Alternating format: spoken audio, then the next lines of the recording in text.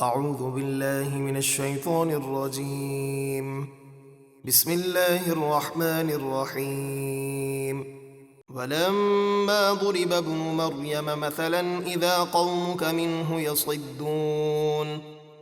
اور جب عیسیٰ ابن مریم کی مثال بیان کی جائے جبھی آپ کی قوم کے مشرک لوگ اس مثال سے ہنسنے لگتے ہیں۔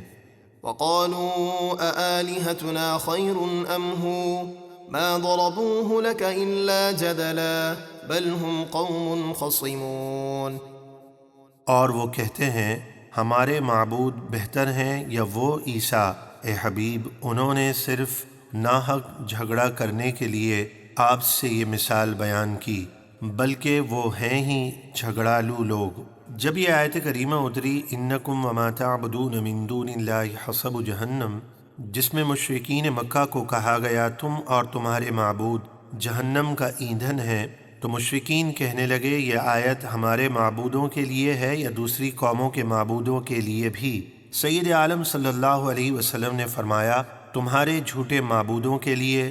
تو وہ کہنے لگے پھر تو عیسیٰ ابن مریم کو بھی جہنم کا ایندھن ہونا چاہیے معاذ اللہ، کیونکہ عیسائی انہیں معبود مانتے ہیں۔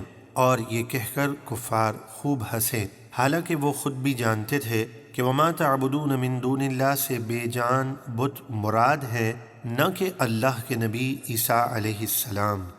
ان هو الا عبد انعمنا عليه وجعلناه مثلا لبني اسرائيل۔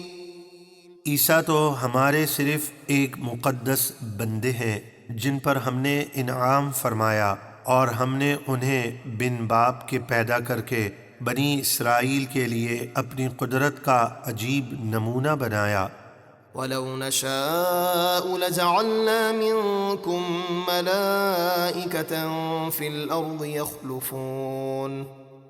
اور اے مکے والو، اگر ہم چاہتے تو تمہیں ہلاک کر کے تمہارے بدلے زمین میں فرشتے بسا دیتے۔ وَإِنَّهُ لَعِلْمٌ لِلسَّاعَةِ فَلَا تَمْتَرُنَّ بِهَا وَاتَّبِعُونِ هَذَا صِرَاطٌ مُسْتَقِيمٌ۔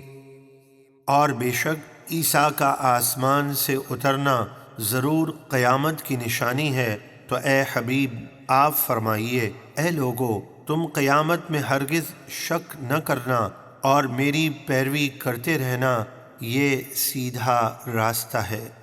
وَلَا يَصُدَّنَّكُمُ الشَّيْطَانُ إِنَّهُ لَكُمْ عَدُوٌّ مُّبِينٌ۔